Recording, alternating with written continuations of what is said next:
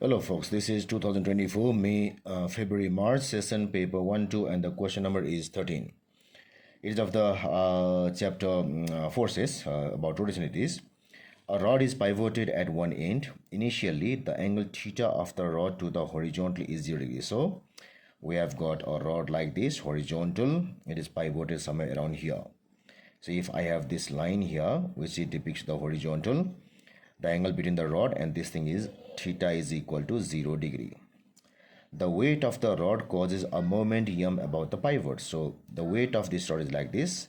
So the pivot will come like this. It will rotate like this. This is the fulcrum or pivot. So it doesn't rotate. The rod will come like this. So if I made a ready-made diagram to show this. So diagram should be like this. So this is the diagram. Initially the rod was like this, and then because of the weight here it somehow rotates like this. So this angle theta is 0 right now, but this angle theta is not 0, somewhat 40 or 50 degrees Celsius, or maybe 45 also. Now the rod is then rotated in the vertical plane so that the angle theta of the rod increases from 0 to 180. Now what you can do is the rod is rotated. So this is fixed point here. We rotate it like this. So we rotate it like this.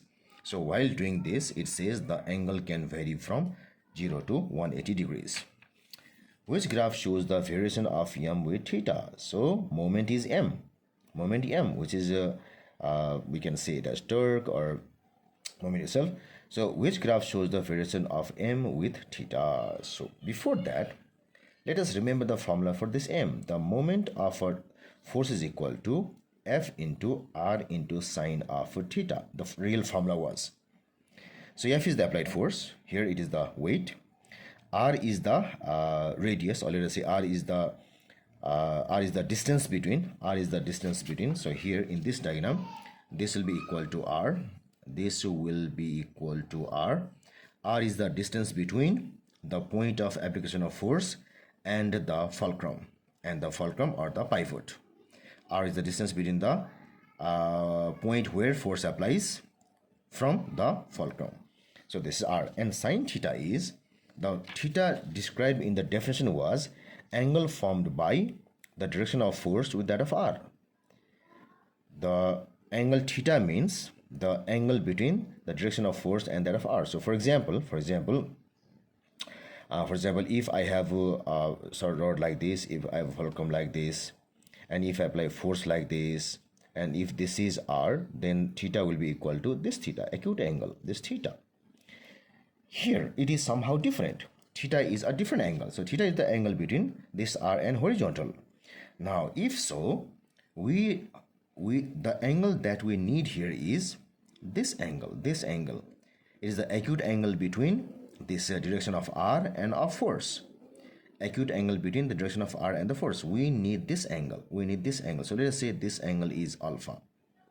So here our moment is equal to, tau is equal to F is W into R into sine of alpha. Because the angle between the direction of R and the force, the acute one, is alpha. Now if this is theta, this also is theta. It is the angle made by this with the horizontal. And now if this is theta, our alpha equal to 90 degree minus theta. So therefore this tau is equal to WR sine 90 minus theta, and that's equal to WR cos of theta. So in this case, tau is equal to WR cos theta. It's because theta here means different. So that means the graph between tau and theta should follow a cosine graph.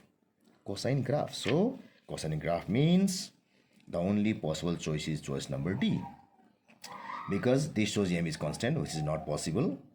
Here m becomes 0 and then again rises in the positive direction, not true.